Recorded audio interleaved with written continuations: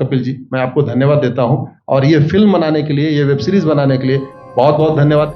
कहां का सत्यमेव जयते, कहां का सत्यमेव जयते, कहां का सत्यमेव जयते। सुप्रीम कोर्ट के जजेस, हाई कोर्ट के जजेस जरूर इसको देखें और आत्मचिंतन करें कि भारत की न्याय प्रणाली कहां पहुंच गई है। भारत में टोटल 5 करोड़ केसेस तो वो हैं जो district court, high court, supreme court में है। इसका मतलब 5 करोड़ परिवार न्याय की आशा में बैठा हुआ है। ऑन एन एवरेज एक परिवार में 6 आदमी रख लीजिए, तो यानी 30 करोड़ लोग न्याय की आस लगाए बैठे हुए हैं। 30 करोड़ का मतलब एक अमेरिका, 30 करोड़ का मतलब 15 ऑस्ट्रेलिया, 30 करोड़ का मतलब 7 कनाडा, 30 करोड़ का मतलब 1.5 ब्राजील। इतने लोग भारत में न्याय की आस में बैठे हुए हैं। और ये 5 करोड़ केस तो वो हैं जो district court, high court, supreme court में है। इसके पैरेलल हमारे देश में एक और जुडिशियल सिस्टम है, उसको कहते हैं तहसीलदार, एसडीएम, एडीएम, डीएम, कमिश्नर, जहां पे चकबंदी के मुकदमे चलते हैं। वो इस 5 करोड़ में काउंटेड नहीं है। जो तहसीलदार के यहां मुकदमा होता है, एसडीएम के यहां मुकदमा होता है, एडीएम के यहां होता है, डीएम के यहां होता है, चकबंदी अधिकारी जिसको सीओ कहते हैं, डीडीसी कहते हैं, एसओसी कहते हैं, वो इसके पैरेलल में है और 5 करोड़ मुकदमे वहां पे भी चल रहे हैं। इसका मैं लाइव एग्जांपल देना चाहूंगा भारत की ब्लैक जस्टिस सिस्टम का। 1985 में जौनपुर में एक 10 बीघे जमीन का मुकदमा शुरू हुआ था। अभी वो सबसे नीचे पायदान पे है, जिसको कहते हैं चकबंदी अधिकारी। 1985 में मुकदमा शुरू हुआ, 2023 आ गया, लगभग 37 साल बीत चुके। 37 साल में यह नहीं तय हो पाया कि असली विल कौन सी है। 2 लोगों ने क्लेम किया, वो कह रहे हैं मुझे विल मिली है, वो कह रहे हैं मुझे विल मिली है। 37 साल में यह नहीं डिसाइड हो पाया असली विल किसकी है। अगर मान लीजिए आज डिसाइड हो जाए तो सीओ के बाद एसओसी, एसओसी के बाद डीडीसी, डीडीसी के बाद हाई कोर्ट, हाई कोर्ट के बाद सुप्रीम कोर्ट, यानी अभी 35 साल और लगेगा, 70 साल लगेगा। सेकंड जनरेशन मुकदमा लड़ रही है, ऑलरेडी सेकंड जनरेशन मुकदमा लड़ रही है और इसी स्पीड से काम हुआ तो मुझे लगता है थर्ड जनरेशन आके मुकदमा तब जाके सुप्रीम कोर्ट पहुंचेगा। दूसरा एग्जांपल, एक ग्लेरिंग एग्जांपल आपको देता हूं। 1971 के वॉर में पाकिस्तान में बम फेंकने वाले, पाकिस्तान के फौजियों के बहुत सारे बैंकर तोड़ने वाले एक कर्नल कबोत्रा है, पंचकुला में रहते हैं। दुश्मनों को उन्होंने दांत तोड़ दिए। आज 2000 से उनके मकान पे किसी ने कब्जा किया हुआ है। 2023 आ चुका है, 23 साल में वो अपने मकान को नहीं छुड़ा पाए। अभी मामला पंचकुला की डिस्ट्रिक्ट कोर्ट में है, उसके बाद चंडीगढ़ हाई कोर्ट जाएगा, फिर सुप्रीम कोर्ट जाएगा। तो 23 साल में वो सबसे नीचे पायदान पे है। वास्तविकता यह है, अंग्रेज चले गए, अंग्रेजी कानून यहीं छोड़ गए, अंग्रेजी व्यवस्था यहीं छोड़ गए। यह व्यवस्था भारत में न्याय देने के लिए नहीं बनी थी। यह जो न्यायिक जुडिशियल सिस्टम था भारत में जो बनाया गया, वो केवल और केवल भारत को लूटने बांटने के लिए बनाया गया था। क्योंकि कानून वही चल रहा है, जुडिशियल सिस्टम वही चल रहा है, इवन हमारा ड्रेस भी वही चल रहा है। अंग्रेज काले कपड़े पहनते थे, हम भी काले कपड़े पहनते हैं। अंग्रेज जून के महीने में उनको गर्मी लगती थी तो 1 महीने छुट्टी करके इंग्लैंड चले जाते थे। आज भी हमारा हाई कोर्ट, सुप्रीम कोर्ट पूरे मई जून बंद रहता है। अंग्रेजों को क्रिसमस के टाइम में दिसंबर में छुट्टी मनाना जाना होता था, 1 महीने छुट्टी कर चले जाते थे। आज भी हमारी हाई कोर्ट, सुप्रीम कोर्ट दिसंबर में, क्रिसमस के टाइम में 15 दिन 20 दिन बंद हो जाती है। तो सोच वही है, किताबें वही है, व्यवस्था वही है, कानून वही है, तो स्वाभाविक सी बात है जस्टिस होगा कहां से? जस्टिस कैसे होगा? हम 2023 में 1860 का इंडियन पिनल कोड लेके घूम रहे, 1861 का पुलिस एक्ट लेके घूम रहे, गवाहों के बयान 1872 के कानून से हो रहे। हमने सब कुछ वर्ल्ड क्लास कर लिया, लेकिन अपने जस्टिस सिस्टम को कंपेयर करने की कोशिश ही नहीं किया। जितने में एक एयरपोर्ट बनता है, एक एयरपोर्ट बनाने में 25,000 करोड़ की लागत आती है। अगर हमारी सरकारों ने एक एयरपोर्ट की कीमत जुडिशियल सिस्टम पे खर्च कर दिया होता तो हमारी न्यायिक व्यवस्था अच्छी हो गई होती। आज घटिया, चूंकि अकाउंटेबिलिटी नहीं है, जुडिशियल सिस्टम में कोई अकाउंटेबिलिटी नहीं है। किसी के साथ न्याय हो जाए, अन्याय हो जाए, कोई फर्क नहीं पड़ता।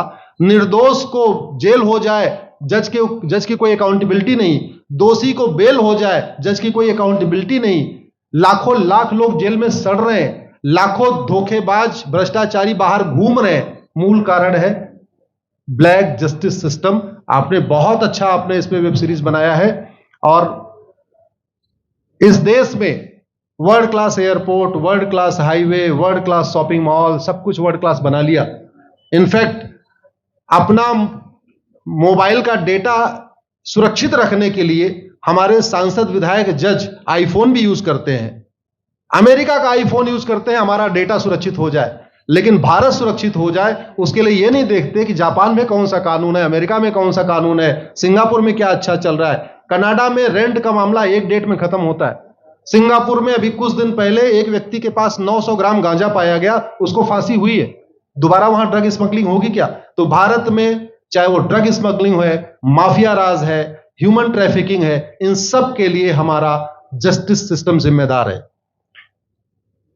कोई भी अपराध होता है उसमें दो पक्ष होता है, एक पीड़ित, एक अपराध करने वाला।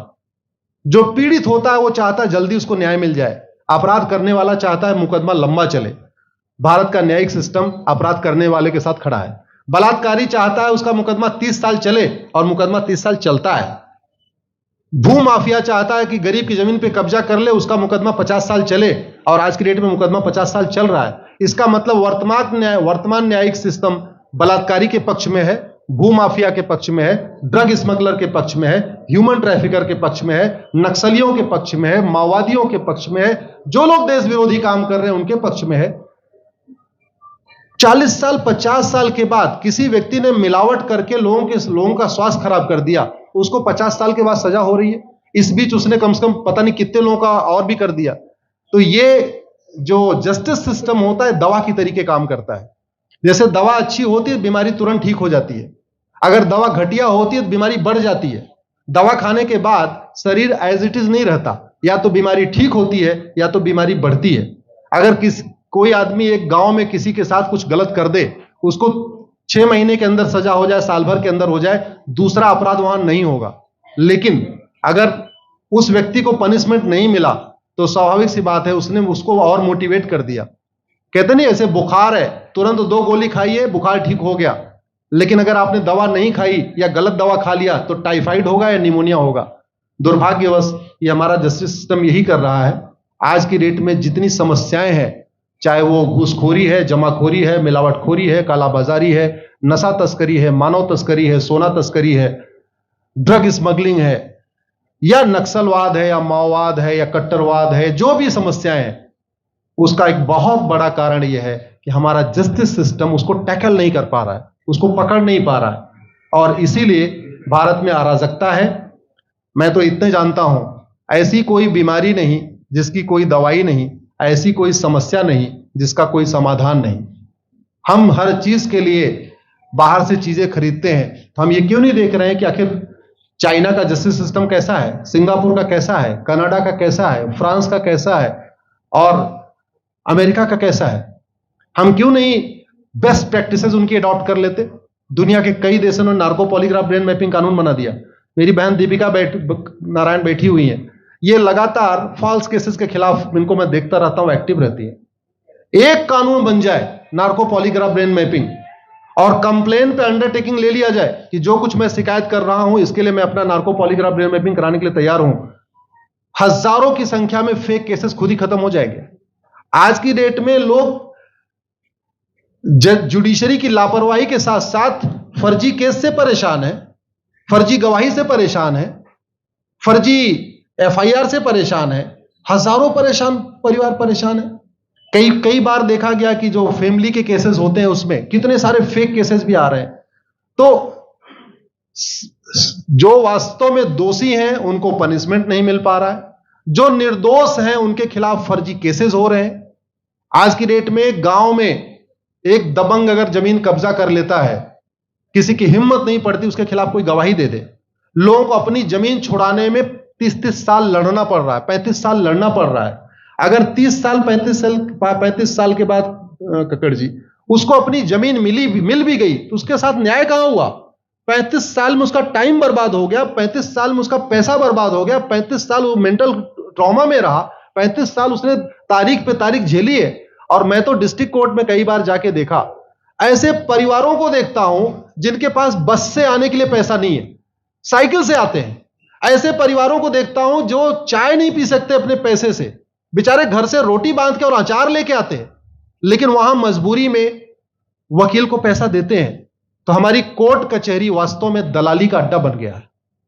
हमारी कोर्ट कचहरी भ्रष्टाचार का अड्डा बन गया है। और मैं दुख के साथ कहना चाहूंगा, अदालतों में न्याय हो नहीं रहा है, बल्कि न्याय बिक रहा है। जिनके पास पैसा है, वो उन्होंने कितना बड़ा क्राइम किया हो, मर्डर किया हो, रेप किया हो, उनको जमानत हो रही है। और जिनके पास नहीं है, वो बेचारे जेल में सड़ रहे हैं। कई बार तो देखा गया, मैंने मेरे मर्डर किया एक्स अनंत सिंह ने, लेकिन एक्स अनंत सिंह बाहुबली थे, उन्होंने थानेदार को 20 लाख रुपए दिया, वो वाई अनंत सिंह को लेकर जेल में डाल दिया। नाम वही है। अब उसके बाद क्या हुआ, 20 साल मुकदमा चला और फिर सबूत के अभाव में छूट गया। तो जिसने मर्डर किया वो तो कभी जेल गया ही नहीं। एक निर्दोष जेल गया, 10-20 साल के बाद उसने अपना जमीन बेचा, सब कुछ किया, मां बाप सब कुछ तबाह हो गए, फिर वो सबूत के अभाव में छूट रहा है। तो सबूत के अभाव में अगर 20 साल के बाद छूट भी गया हो, उसका 20 साल कौन लौटाएगा? उसके 20 साल के लिए कौन जिम्मेदार है? उसके 20 साल जो बर्बाद हुआ, उसके लिए संविधान की शपथ लेने वाले जिम्मेदार हैं। संविधान के प्रियम्बल में लिखा है, हम आपको जस्टिस देंगे, हम आपको न्याय देंगे। न्याय देने की जिम्मेदारी किसकी? जिन्होंने शपथ लिया। शपथ कौन लेते हैं? जजेस लेते हैं, सांसद, विधायक, मंत्री लेते हैं। तो आज की डेट में अगर लोगों को न्याय नहीं मिल रहा है, तो इसके लिए वही जिम्मेदार हैं जो संविधान की शपथ लेते हैं। संविधान की शपथ लेने वालों को वेतन, भत्ता, गाड़ी, बंगला इसीलिए मिलता है कि लोगों को न्याय मिल सके, फास्ट जस्टिस मिले, कंप्लीट जस्टिस मिले। अनफॉर्चुनेटली कंप्लीट जस्टिस मिलने में तो 50-60 साल लग जाता है, फास्ट जस्टिस तो सपना हो गया है। इसलिए आज आपने जो ये वेब सीरीज बनाई है, मैं आपको धन्यवाद देता हूं। एक ऐसे विषय पे जिस पे कोई टच नहीं करता, लेकिन जिससे करोड़ों लोग पीड़ित हैं।